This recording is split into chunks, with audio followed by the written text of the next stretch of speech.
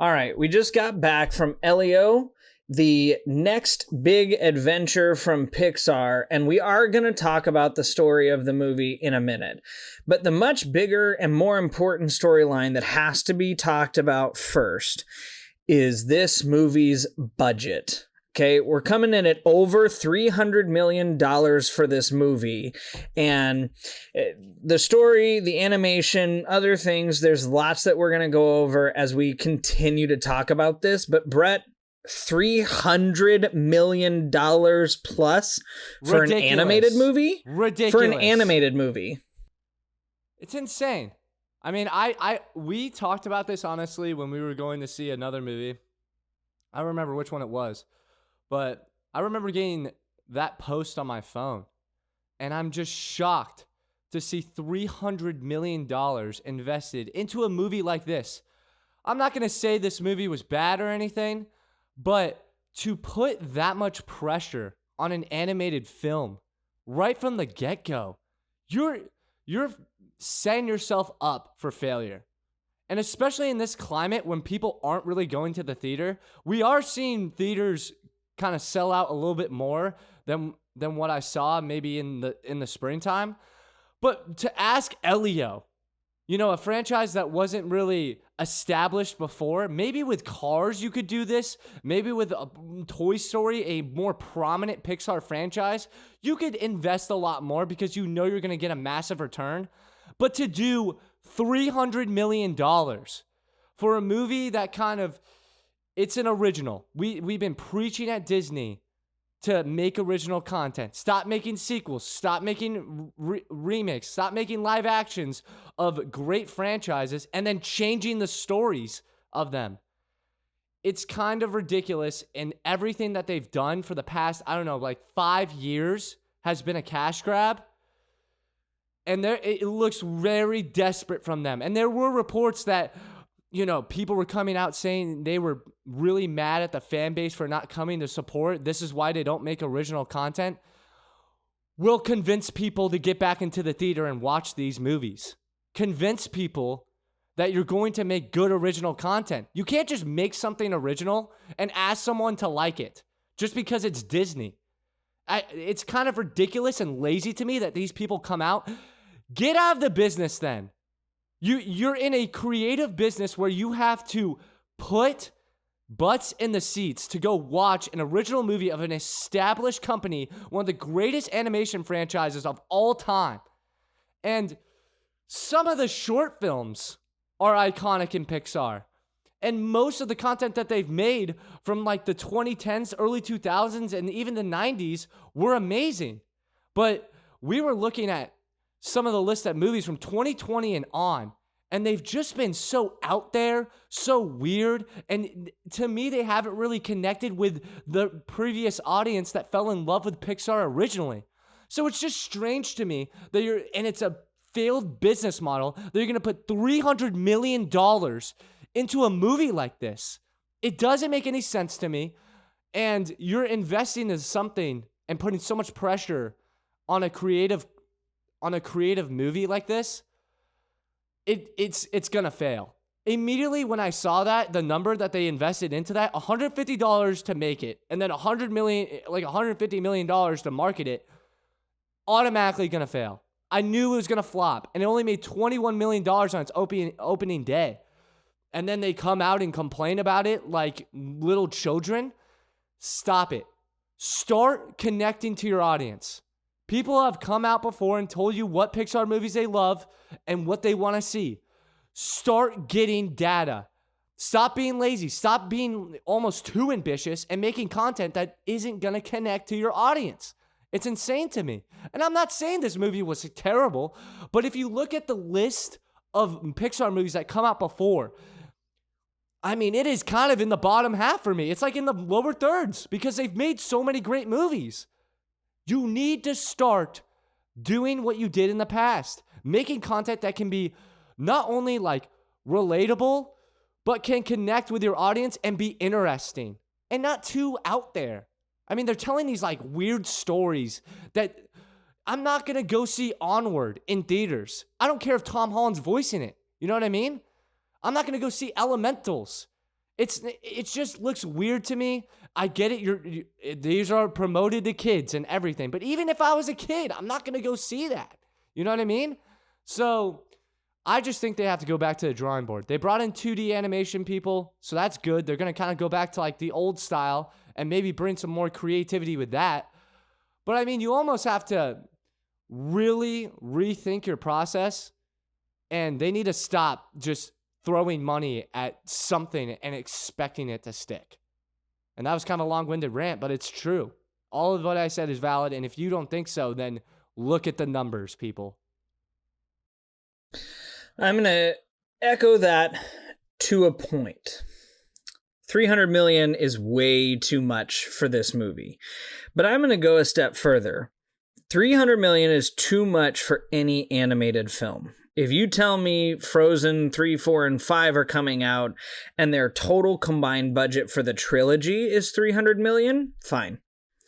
But if you come out and tell me that the next Frozen movie's budget is 300 million, you've not done a good job. And Frozen is a widely successful franchise. One of the most seen in theaters. They've done musicals, they've done soundtracks, they've done all sorts of stuff. 300 million for this type of movie where the target audience is kids aged 3 to 12 years old does not need to be in the quarter billion plus range. Just doesn't need to happen. And there's a strong argument for it doesn't need to happen for films that are made for adults either. 28 years later, an awesome example of that. One of the more low-budget films that we've seen this summer, and one of the best movies we've seen this summer. Easily the best or the second best rated movie that we've seen all summer. And it had one of the shockingly lowest budgets of any movie that we've seen this summer. And it was not unimpressive as a movie. I mean, the shots that they did, the CGI that they used, the makeup, everything was fantastic. And they did it on a lower budget. The Chosen is doing a 2-hour crucifixion episode for $6 million. These things can be done for low budget and done well. So, 300 million for a kids movie, or for most other movies, it's too much. You need to start setting your expectations to a point where if people go see it in theaters at the rate that they are going to see it in theaters, that you can turn a profit. Instead of going, well, we're going to sink almost $250 million into the marketing just itself and hope that that pays for itself. B, we're not going to totally see eye to eye on the story, and that's okay because I'm giving you a break on this one, and I'm going to immediately excuse you as why. You don't have to give me a break because I'm right. Well, it's okay. Here's the thing. You're wrong. Brett, both your parents still alive? Stop it. What are you doing throwing that card at me? But here's the thing. It's important. Did you get bullied a lot as a kid? Of course. I mean, everyone deals with hardships in life. Right. But there are some people in Elio's situation, really, kids in Elio's situation, really, who are outcasts, being bullied, and have lost a parent or plural parents. So for me, this story was one of the better ones that Pixar's told. Later in this review, we're not going to get to put it in my top 5. It's going to be just outside of it, but it is in the upper echelon because it's not, because it's a great story and it's an important story. But the budget that you set for it, thereby undercutting its success, is what's going to kill the movie's productivity and take away from a sequel that I think, deserves, because these are important storylines to tell. Now, the other thing that I will give them credit for, and we mentioned this before we started recording, is this movie did get screen tested months before it was ever going to come out. And they had a different storyline in it. What that storyline is unimportant, but it had some political affiliations, and it screen tested horribly. They came back, they made the changes, and then they made this story. And again, I'm a big fan of this story because it tells important things, and people are enjoying the story. We need to be doing more of that. Tell stories for stories' sake. You mentioned that these movies started to go down right around 2019, which is when a lot of movies really started to take to the political landscape. And again, this advice is not just for kids' movies. Everybody needs to back out of, I've got to pick a side or another, and just tell stories. We want original stories that you don't have to feel like you're planting your flag on one side of the soil or the other. And this one did a really, really, really good job with that. And the other ones from Pixar's repertoire that do a really good job of that, Up, Cars, Finding Nemo, A Bug's Life, Toy Story. These are classic, original stories that did a fantastic job of just telling their stories. And that's what you want them for. WALL-E, there was like 3 lines of dialogue the whole movie, and I'll give you a little spoiler, it is in my top 5. It is, because it's such a heartfelt story, and you didn't need to do a lot of extra with it. And Pixar and Disney need to focus more on doing things like that. And if you think back, and that movie's real old by now, but WALL-E didn't do that much advertisement. It's not a part of any franchise. It wasn't well known anywhere else. They just said, it's a great movie. It's heartfelt. It's gonna be a great story. And then they just put it into theaters and let people go see it. They didn't need $350 million worth of money thrown into the movie to make it good. It just was. And we need to be doing more of that. That's what I want to see from them coming up in the future, because there's so many other stuff that is just not. The trailers we saw in the theater, Smurfs, the new Smurfs movie looks oh my God, it looks awful. I don't even want to go. No, it looks. It's not for us, awful. But it's still. It's just. It looks awful. It doesn't even make me think about going to the theater and going to watch it. For That's kids, it looks awful. Yes. There's it's kid cheesy and kid funny, and then there's this is bad. Like it's bad. Not but if you're 5, you'd think it's funny. It's bad. Zootopia, a bit better. Lilo and Stitch, flopped hard. Flopped huge. Just bad. We got to stop putting our effort into bad projects and start putting our effort and time into things that are more worthwhile. And you need to return back to form. And I'm glad to hear that they are bringing in these 2D artists and that we're kind of returning back to the way that things used to be, because it gives me a little bit of hope that they're looking at things and going, maybe we haven't been doing it the right way around. I also don't love that when this movie came out and $300 million worth of people didn't go see it in theaters, that they came out and badmouthed the audience. It's terrible. It's a bad look on Disney. It's a bad look on every creative mind in there, and it just doesn't look like you know what you're doing. And if you have a screen testing and you're legit not a single human being, they asked a question and said, would you go watch this movie in theaters? Not a single human being raises their hand. You have to make a creative decision to that point and be like, okay, we messed up. We're just going to have to change the whole entire either storyline or how this movie is going to get produced. And it just doesn't make any sense to me, because I feel like they've gone away with what made them successful. I mean, if you kind of look at Cars, it's a simple story. It's a comeback story. You know what I mean? You look at Toy Story, you have these really creative characters. Everybody almost has like a purpose in it, and it's really witty and funny.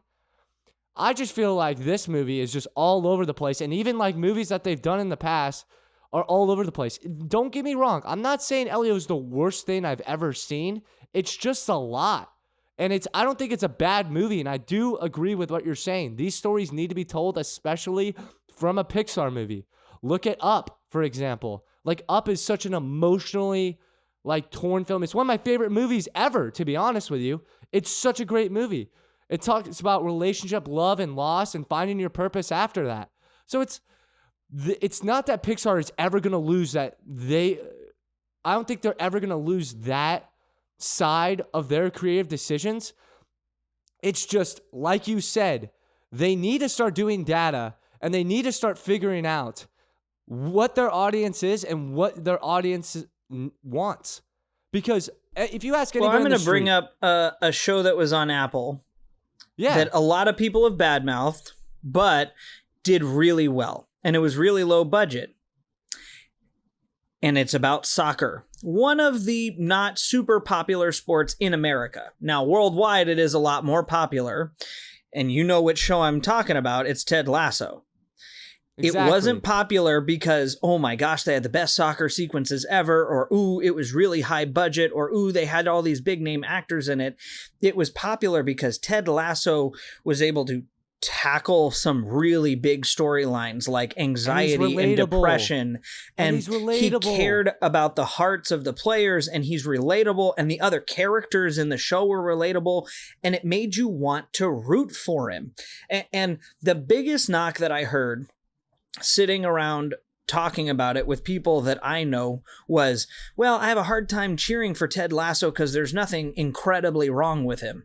And I thought, well, you know what? If that's your biggest knock to the show, then it's got to be a pretty great show because, like, exactly. I mean, go watch something else. I don't have a problem with that. Like, if you need something to be incredibly wrong with somebody to cheer for someone, you might be watching the wrong stuff. Right. What are we doing? Right. What are we doing? But stories like that, they motivate people. And that's why they want to watch them. And that's why when they announced the new season of that show, people were beyond thrilled. They were over the moon for it. Pixar, you have that capability to tell those stories and make those characters. You've done it dozens of times before. Just do it again. And here's my thing too. Another thing that we're going to talk about, I'm not going to spend too much topic on Apple, but another thing that Apple is starting to realize in their streaming service is they have a theme and they have an audience that loves their type of TV shows. They tell really deep storylines, and they're also fun to watch. And they have had the director of Ted Lasso produce many of shows like Shrinking. He just came out with a new show with Owen Wilson. I'm blanking on the name of it, but they understand what. Oh yeah, the golf show. I know which one you're talking about. I know. I'll figure it out later, but. The purpose of like my argument is they know what their audience likes and they stick to it. I feel like these Pixar movies that they're spending so much money on and these Disney animation movies that they're just blowing so much money on, they don't really know what direction they're going into. They've lost it completely. They went on a run here. I mean, let's really just like look back and like the list of movies that they had. I mean, The Incredibles, Toy Story, and then like the 2010s, Brave was good, Monsters Inc. University, Coco. All the people that I talked to love Coco, and I love Coco too. And you have Cars 3. This like 2010, like 2015, 20 to 2019 run is amazing. Incredibles 2, everybody wanted Incredibles 2. From the moment Incredibles got released, they were like, give us Incredibles 2. And it delivered as well. It wasn't as good as the original, but it delivered. So my thing is obviously they're having trouble coming up with original content. They're coming up with like franchises that are going to stick with fans. But from 2020 and on, these projects, like, it's almost like, I don't think you know what your audience is. Onward, that is the weirdest story I watched it for 30 minutes, tried to get into it, and I couldn't stick with it. Soul was great. Soul is probably the best product that they've come out with, besides like Inside Out 2, in those like in the 5-year span since 2020. It's just weird to me that they can't come up with anything more original. And then when they're struggling to come out with something original, they just turn their backs and they blame it on the fans. It's like, what are you talking about? How about you test something on streaming services? How about this? How about you come back up with short films that you remember when short films used to be in in the parts of the trailers before the movie started? Come back with short films. I mean, I loved their short films, and like there have been multiple franchises who are trying to get rebooted back up. It's not even a closely related genre, but I'm going to bring it up because it did such a good job, and the next installation is actually coming out this year. When Scream went to go get rebooted, they didn't put it in theaters at all. They released it immediately to streaming, and it took off. Within a year, they had a sequel, and then a year and a half later, they've got another one.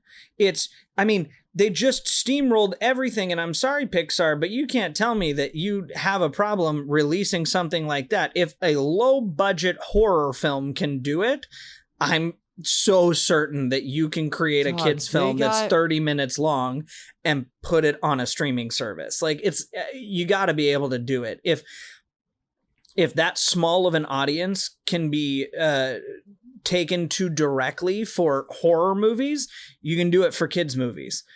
Take some cues from Apple, from Scream, from some of these other places that are doing things right, and stop trying to just do stuff and do things the way that, it's been done in the business for the last 30 or 40 years.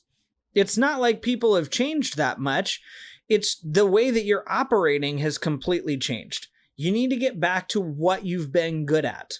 And this is not what you've been good at, is, well, we're going to screen test something, and then if we don't get good responses from it after we've already made the movie, then we're just going to go back and change 6 things in the movie and hope that it's good enough. Well, no, because that doesn't work for anybody. In any genre, for any type of movie. You have to be able to come up with an original story and stick to it. Imagine if Cars screen tested really badly and they were like, well, we'll just do it with vegetables. What? No, I'm sorry. You can't just, what? You can't, no, I'm sorry. You can't do that. You need to come back around and focus in and take the time. This is the same argument we've had with Marvel for a long time. I would so much rather you take 2-3 years, hammer down a good project, take your time with it. Like an iconic character. Well, and there's so many stories out there to be told. Yeah, you can't possibly be running out of ideas. I'm sorry, keep but it simple. I don't understand why Up is such a simple story. It's an old guy losing his wife and finding his humanity and his love for life again in helping a kid and going on this weird adventure where his house literally floats off into the sky. And it's beautiful. It's a beautiful story. It's one of the Pixar movies that got me emotional. And it's not complicated. It's not complicated at all. It's one of my favorites. Please. I just think they have lost it completely. And we can kind of go into this movie a little bit. But I think this movie, the animation's amazing. I don't think you're ever going to complain about like the animation in Elio and, these other Pixar movies like Inside Out 2 and Elementals and stuff. But I just personally think this movie was just trying to do too much. I think this movie, what I'm saying is, when I say keep it simple, Cars is a simple movie, incredible, simple movie. I feel like Elio just tries to do way too much and speak to so many people, and not speak to so many people, but just, it's not really, it is relatable, but the story itself just kind of checks me out. And I get it. It's built for kids, so you can do all these creative things. But in my eyes, I felt like the movie could have been so much more simple than just taking, this kid and he gets abducted and then we're introduced to kind of like this whole entire different world. And the world was interesting, but it kind of was just a lot for me. I mean, it was cool, but at the same time, I'm really just thinking about the whole entire I'm sitting there. I'm like, this is not even in what I remember from Pixar. When I think about Pixar, I just don't think about Elio. You know what I mean? Like, I just don't think about a movie like this. And they've been coming out with movies like similar to Onward, to Elemental. I mean, I kind of want a more, not necessarily realistic approach, but just something that's not too out there and crazy. I mean, it's, I feel like they've lost what they're doing, and they just need to go back to the drawing board completely and do something more simple that's like down to earth. I mean, Cars is like a very simple like racing movie, like ka-chow, let's get going, and you're connected to Lightning McQueen, and it's a great comeback story. I mean, you look at The Incredibles, like it's a sick superhero film with a lot of great like anti-heroes and like side characters that are awesome and iconic. I feel like in Elio, it's none of the characters are iconic. I'm not going to remember a single character from this movie. I thought there was one interesting character that could have been like really funny, but then they don't really spend any time on him. It's kind of like the guy in the chair. Like, he has the glasses on, makes a funny line. I was really excited to see him in the movie, but then he's just not in it. I think Elio's pretty funny. He's a very, very relatable character. I thought some of the storyline choices that they made were really funny. I think it's just not, when I compare it to other Pixar movies, it's not even in my top 10, or even like, it's like bottom third for me. I mean, you look at all the, it really is bottom third for me fucking from 2020 and on.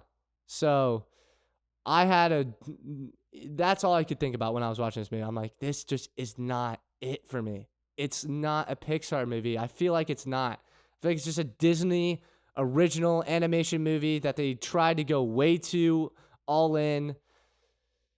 And I just didn't really connect with it at all. And it didn't really bring out the childhood side of me. And I was kind of disappointed, like, after watching this movie. I mean, I appreciate that they're trying to do an original story. That's what everyone was saying.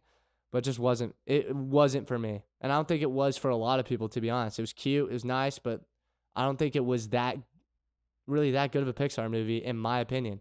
But it wasn't a bad one. But it wasn't the best. Yeah, I mean, I prefaced it a little bit earlier. I sit on the opposite side of things because there's a lot of things that I relate to in this movie. You know, when I was a kid, aliens and outer space and all those things were big interests of mine. And, being able to get out and explore and escape the world that I was in, because between constantly moving, not knowing people, being bullied a lot, and all these other sorts of things, they're all things that I related to a lot from when I was a kid. And so for me, the storyline hits home a lot. And, 2 seconds into the movie, you learn he lost both of his parents. And that is a big thing for me because it's a storyline that I relate to as well. So for me, this movie does sit a lot higher. And there are, lots of things like the world that they have there. I actually feel like they could have expanded on that world. There could have been much more explanation. And instead of rushing through it to try and get into this big negotiation for kind of the sub storyline that they fall into, we could have spent more time doing some better character development and some things like that through the actual world, and better interaction, and delving into his relationship with his aunt more, and how and what happened to his parents, what they did, and developing that connection between them. So that way the loss of his parents was more impactful, and him spending more time at camp, actually attempting at making friends and failing to do so. So it's not a perfect storyline anywhere by far, but I definitely liked it a lot more. And it is gorgeous, because that's what Pixar's always good at doing, is making these movies look fundamentally gorgeous. But I sit on a much higher ranking of this movie overall in that I really, really enjoyed it. But I also sit on the critics side of things with movies like Cars, where, you know, all three of the Cars movies are rated in the bottom third as the three lowest rated movies in Pixar's arsenal altogether. Don't even get me started, Gavin. All I'm saying is that sometimes, if you ask anybody in the street, Cars is one of the best Pixar movies ever made. It's the most iconic Pixar movie probably ever made. It's not in my top 5. It's not in my top 10. It's not in my top 15. I watched it when I was a kid. 15. And I haven't watched it since then. So I'm not going to rewatch it again because it's a little too bland, a little too vanilla, and the characters in it aren't the ones that I relate to. And everybody loves them. I mean, listen, this is the problem. This is 60%. Cars 3 got a 40% critic review. I mean, it's not the best of the franchise, but it was so good that you're going to get 3 movies out of it. Cars 2 got a 39. Was so good. I would rather watch the pit stop scene for like over and over again for 2 hours than watch Elio. That's what I'm going to tell you. All right? I'd rather watch the intro to Cars than watch 2.5 hours of Elio. I'm sorry I'm sounding like I'm beating up Elio, but I'm just saying that movie is so iconic to everybody's entitled to their opinion. Childhood. It's so funny. It's a great comeback story. The characters are awesome. And I'm probably going to go watch it right now just because you're saying that it's a bottom tier Pixar movie. Cars 1 was good. Cars 2 was a great sequel. And Cars 3 was a little meh. But the critics can say all they want. At the end of the day, it's the impact left on people's childhoods. And everyone, we asked everyone at work, what's your favorite Pixar movie? Everybody says Cars. The first thing that comes to their mind is Cars. Everybody did not say Cars. There was lots of WALL-E. There was lots of Ratatouille. In there. We understand. Yeah. Right. I'm not saying those are bad everybody movies. Is not me because I did not get impacted by Cars. Never had Cars toys or bed sheets or posters. You're insane. It left no impact on me except that every time as a kid when somebody said "ka-chow," I went, "That's stupid." Oh my God! It's legit one of the most iconic catchphrases in Pixar. What are you talking about? It's legit the most annoying catchphrase in Pixar. But they even made it a storyline. Like, come on. They made Ka-chow a storyline. That's exactly my point. That's the worst thing. I'm talking about how he got... We can do a little review here. I'm just talking about how he was so obsessed with being famous and his tagline and who he was as Lightning McQueen. And then when he goes through and progresses in the movie, and then he realizes what the point of racing is and friendship and being a part of a team. Like, come on, man. Like, it's just so iconic. And that's my thing. Now we can go on, into what's the best Pixar movies. But my point is that what Pixar's lost is having relatable characters, iconic characters that are so funny and so charismatic on the screen. It's an animation movie. You can do anything you want. Nobody is going to remember Elio, okay? No, I don't even remember. I am. I don't even remember any side characters in this. Would you like me to name them for you? Finding Nemo, for example, like Squirt, dude. Me and my roommates still do. Like, Finn, Noggin, dude. Like, come on, man. Like, these are iconic taglines that live with your childhood forever. So it's like, no matter what in a Pixar movie, you can almost pick out so many characters where it's like, I relate to that character. I relate to that character. Would you like to know the 4 iconic characters and the tagline of the movie that will be remembered? What? First of all, you have Elio. Second of all, you have the supercomputer, which, by the way, is adorable. Dude, nobody's going to remember the super. Third of all, cool. you have the dad. Fourth it. of all, you have every single other alien there because they're all fantastic. And each one of them's unique. And fifth, which is the tagline, is "Goodbye, I love you." It's literally the God. tagline of the movie. Oh. It's what we all literally say to the our friends and tagline family. How creative of a Pixar movie to go, goodbye, I love you. Listen, except that he said I'm on a not recording to talking aliens trash. in the absence of having parents, which again, if it's something that you don't relate to, that's fine, but that doesn't mean that it's not a relatable character. No, I'm not saying that Elio isn't a relatable character. I'm putting him up to the most iconic Woody. Buzz Not Lightyear. the most I iconic. mean, come on. I'm putting him up to iconic characters in Disney. Not only Pixar, but Disney. He is going to be bottom tier. Nobody's going to remember. You ask anybody. Oh, he's near Lightning Pixar McQueen? movies. Yes!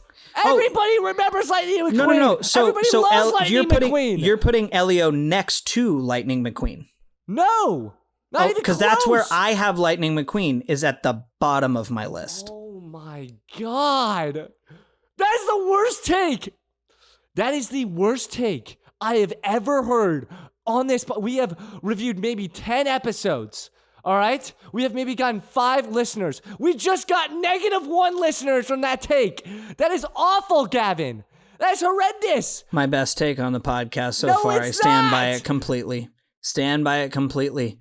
Lightning McQueen, most one-dimensional, unmotivating, least relatable Pixar character of any movie I've ever seen. Oh my God. I'm not, dude. I'm going to butcher his name, but Guido, dude, is literally more iconic than Elio. The tire shop manager in Cars, bro. He makes the pit stop of a lifetime. Everybody loves Guido. I don't remember who that is. Italian car, baby. He literally. I don't remember who that is. It's one of the most iconic scenes in Pixar. If it's one of the most iconic, why don't I remember it? I don't know what your childhood was, man. This is my childhood ridiculous. was great, but it didn't have Lightning McQueen in it. Okay, I'm going to try and calm down here because my audio is probably horrible. But still, we talk about Disney and we've talked about, having these iconic characters, good storylines. Elio is a great story, okay? I'm not saying he's not relatable to a kid, to anybody out there who has gone through difficult times. But you can't just throw a character, give me a difficult dart pass and expect me to say, oh yeah, like he's a top 5 Pixar character, okay? Definitely didn't say he was top 5. I said he was top 10. He's a good character. He's very relatable. But he is bottom tier. Mike Wazowski? That's what a are bad we talking take. about here, Gavin? What are we talking about? I'm just coming off the dome. I would rather have a squirt movie. Fine. I would rather have a squirt movie than freaking from Finding Nemo's Squirt universe. Doesn't deserve a whole movie. Yes, he does. What are you talking about? He deserves his own TV show, for Christ's sakes. All the Squirt turtles does not do. need 20 hours of his own TV show. He's an adorable side character that they made into a lovely plush for kids to have when he was a kid, but he doesn't need his whole thing. He's got 3 interesting lines in the whole movie. He's not a well-developed character. Now, if you wanted to take him and develop him into somebody other than the guy who knocks noggins and slaps fins, we could talk about it. But just based on that one scene he has in the water turbine?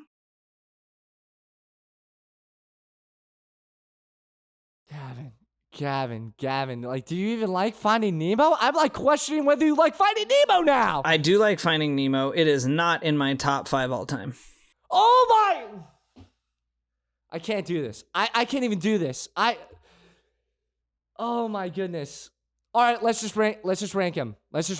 I have lost all hope for your list, for any opinion that you have in Disney. After your take on Cars, even Finding Nemo, I mean, come on, man. Like, Elio's a good movie. It's not a great movie. It's not a great Pixar movie. It's all right, but it's in the bottom half It's barely above anything for me in the Pixar universe. I mean, it's pretty crazy. So yeah, let's give our top 5. Let's give a rating for the movie. And let's move forward. I mean, I'm just shocked to hear what you have just said in the last 10 minutes. It's nuts. It's absolutely insane. Sure. You want to go first? You want me to go first? How much screaming are you going to do over me? You can go first. You can go first. I'll stay quiet. I'll try. I don't believe you for some reason. God. That's fine. Number 1 overall is going to be Up. Has and always will be my favorite Pixar movie ever. Best story, most emotional depth out of any story they've ever told. Brings me to tears every single time. Love every character. The funny characters are hilarious. The emotional moments are so deep. Every single moment of that movie is just an absolute treasure. Number 2 is gonna be WALL-E. Love WALL-E. It's got the least amount of dialogue, but it's easily got the second best impact of any Pixar movie all time. And by the way, the animation for that movie is just so gorgeous. And again, I loved outer space as a kid. So when they came out and they were like, hey, so this is going to be like post-apocalyptic sort of, but it's going to be this adorable little robot with this futuristic robot. And he's just trying to get back out to space. And I mean, lovely. The whole movie, just wonderful. 3 is going to be Inside Out. Love Inside Out, the emotions, the humor, everything. Really fantastic. They did a good job. It speaks to a young generation who, in this day and age, is trying to actually be able to communicate their emotions more, which is a positive thing. Good positive role model to do it, and a good way to explain emotions to kids in a way that's capable of them understanding it. Number 4. It's Monsters, Inc. Love Monsters, Inc. The original is so good. The relationships, the humor. Sully is one of my favorite characters of all time. Watching him try and barge through the door and chase after this kid and lose his mind, Mike Wazowski.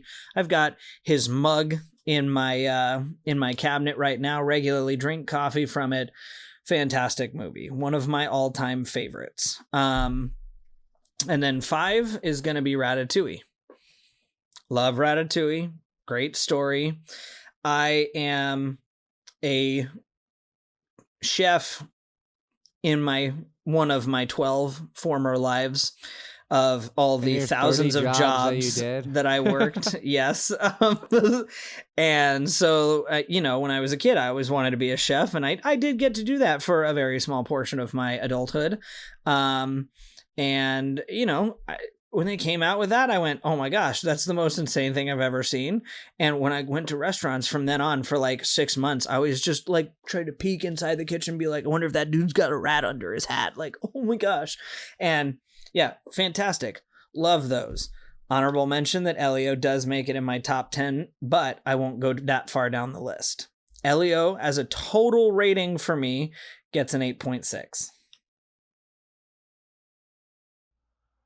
I'm not trashing Elio, but I'm just saying there's a lot of other great movies out there. All right. Number 1, we actually have the same number 1. It's kind of crazy. It's their best movie. It's their amazing. Best movie by far and away. So freaking good. I loved it. It's amazing. I mean, kind of you covered it all, but the story that they tell, the deep tones that they touch, it's just so good. Taking kind of a relationship, they tell the backstory of the main character so well. From a young age, this couple, they fall in love, and then it speaks on loss and finding your purpose. After, losing a huge, huge part of your life. It's just a great story. It takes you on a fun adventure, and it kind of connects the main character back to his children days. And what he fell in love with, which was going on an adventure. It's just a great story. I definitely need to rewatch it 100%. Looking at a lot of these movies, I totally need to rewatch. Number 2, I'm going to have to put, I'm going to really think about this, kind of going on the fly here. I'm going to have to put The Incredibles. Listen, The Incredibles is so good.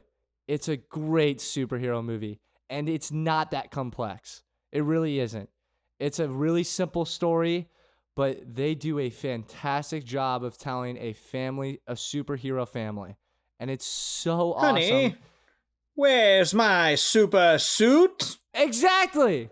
Iconic characters. I mean, heck, it's Frozone, right? But literally, Frozone. Love Frozone. Love all the side characters. Love the family dynamics. It's a great movie. It's a top 3 Pixar movie for sure. 110%.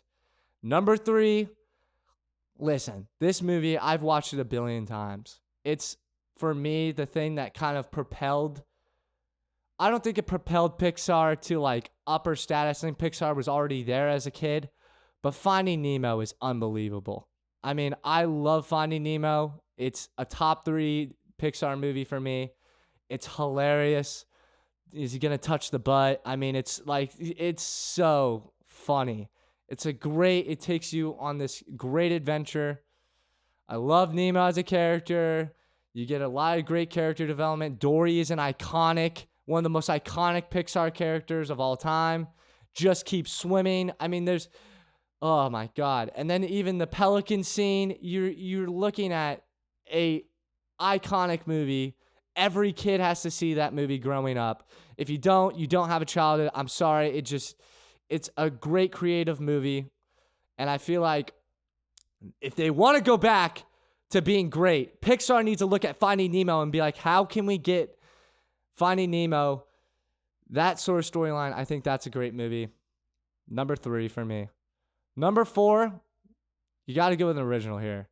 I mean, I think Toy Story is the thing that got everything started. You got to put it in your top 5. In my eyes, like, Toy Story is such a great movie. Tom Hanks voicing Woody. It ended up being like Buzz Lightyear. I mean, it ended up being what propelled Pixar. It has to be in your top 5, in my opinion, especially with how they ended it in Toy Story 4, I believe. It's such a sad ending. It moved me to tears. It's a great franchise that made them a ton of money, and I think it's got to be in your top 5. The original is such a good kids movie. It got everything rolling. It was such a great animated film. Loved it. Number 5 for me, it's got to be WALL-E. Like, WALL-E is amazing. It obviously got so many awards. The animation is awesome. The fact that you talked about, he barely even has any dialogue, but the physical humor, kind of the storyline that they sort of tell of an apocalyptic world, and it really is kind of crazy when you think about it, sort of in today's society and how it sort of relates to where we're going. It was really ahead of its time. I mean, WALL-E is such a funny character. It's a great movie. It's also a good love story, to be honest, too. So it is. I love hilarious. Him and Eve. It's great. I can only think him and Eve are just adorable. When I think about WALL-E, I just think about him flying around with a fire extinguisher and just going all over the place. I mean, it's just so hilarious. His little squeal as he goes, I'm going to give literally 6 and 7 right now. 6 as Cars, because of the impact I think it had on like a mature, not necessarily a mature audience, but I think as like an action-packed like Pixar movie that everybody loves. You could probably ask anybody on the street, like, what's their favorite movie? And they probably, like, just naturally, because they can't think of anything off the top of their head, they just go Cars. They just say Cars. Because Cars is just that good. For me, it's not in my top 5 because I just think there's so many better stories. And I think WALL-E is one of them. WALL-E should probably be higher on my list. But I really love, like, Incredibles, Finding Nemo, and Up. Like, Up is so good.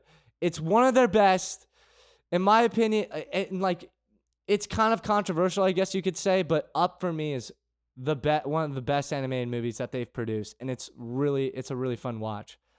And then I mean, Ratatouille 7. I mean, Ratatouille is such a fun adventure. It takes you into Paris. I think that's an example of like keeping it simple. Like we're going to pick an area and we're going to really explore that area into the culture, into sort of a weird character story, but like it's keep it simple, man, and keep it things that like are relatable to the audience. Like a lot of people travel to Paris and it's a very like fun experience. Like I've never been to Paris, but God damn it, Ratatouille makes me want to go to Paris and go enjoy the lifestyle in France. So Ratatouille is up there for me. And then yeah, everything else.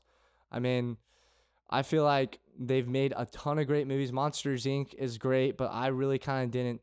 It's a good movie, but I wouldn't put it in necessarily above like the two I just listed, just because I have more entertainment watching Ratatouille and Cars. But that's just me. I'm not saying your list isn't bad. Inside Out is kind of wild up in your top 5, to be honest, but because there's a lot more iconic movies. I mean, it's the fifth highest grossing Pixar I've lost movie. all my energy. Inside Out and Inside Out 2 are the 5th and 4th highest Pixar grossing movies all time. 100%. So, I think they're great. I realize that that's not maybe as popular of an opinion, especially people in our age group, but they are some of the most successful movies. Now, since you gave 6 and 7, I will tell you that Toy Story lands at 6 because it is iconic and it should be a part of everybody's childhood. And Incredibles lands at 7 because that's another movie that's really just fantastic. So the lists are not all that different from each other. One. I think Incredibles is probably one of the most rewatchable.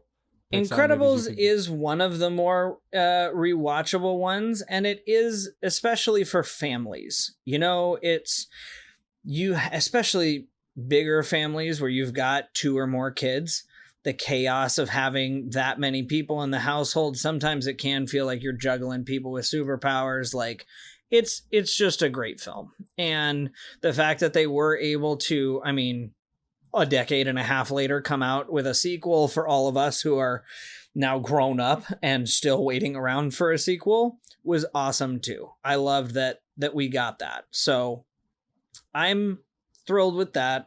And, you know, I'm interested to see where they go from here. I'm hoping that we learn a couple of lessons along the way, like maybe bad-mouthing your fans is probably not the thing to do.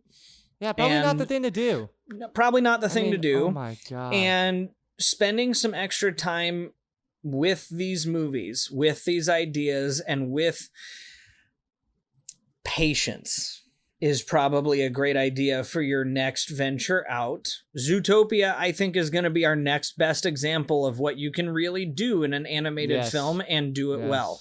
I'm very excited for that film. I think it's going to do... That deserved a second one. Fantastic. Oh, it did. I loved the first movie. I mean, just the scene in the DMV had kids laughing, had adults laughing. Adults were laughing for a completely separate reason because the DMV is a total nightmare.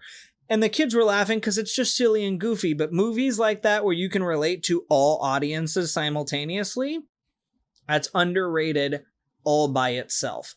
I'm so excited to see this movie. It's going to be fantastic. We are going to spin it forward a little because we're doing something unusual this week in that we're not going to wait till next Wednesday to go see our next movie. I got impatient. I will fully put this blame Almost on left me. me in the dust, lad. I didn't leave you in the dust. I told you all about it, okay? I brought you in completely. Here's the deal. Everybody knows that as soon as Superman properly releases in theaters, and we're already seeing too much online, between him and I, we're doing our best to just stay off of social media because there is so much of Superman stuff already out online. So we're going to see it Friday at 12:30 before we go into work. And we're going to go record our review of it. And we're still going to see it Wednesday because I feel like, couldn't hurt to see it twice. So we're going to get this turned around extra quick so that way this episode gets out on Friday. And then I'm going to try and make sure that we get Superman to you on Saturday. So come stick with us. Appreciate the extra effort we're putting in to go see it on Friday. Yeah, go ahead. 1 second. I forgot to give my score for Elio. All right, I'm gonna give the Elio a nice little 6.8. I'm sorry, it's not up there for me. It's a pretty average Pixar movie. It's up there with Onward and a lot of the nonsense that they've been coming out with. Soul was a great movie that they've come out with in the past 5 years, but yeah, another average performance from Pixar. I think just animation alone and all of Disney need to get it going. I mean, Frozen was amazing. Bring me some musicals, bring me some songs. But man, I just did not connect with this movie at all. I mean, a lot of good storylines, but I felt like it just didn't really connect with me at all. And it didn't really make me laugh. So I have to give it a 6.8. It's not the worst movie of the summer, though. It wasn't Jurassic World, so. Golly, Jurassic World is still the worst movie of. I'm gonna go ahead and say it. Awful. Jurassic World's the worst movie of the year. But yeah, we'll see it next time. I mean, thank goodness we're not seeing that again. We're seeing Superman, so stick with us for Superman. Sorry for cutting you off before your review, but glad we got that out. Glad we're going to see Superman and Jurassic World. Just a quick reminder to please don't ever show up around us ever again. You suck.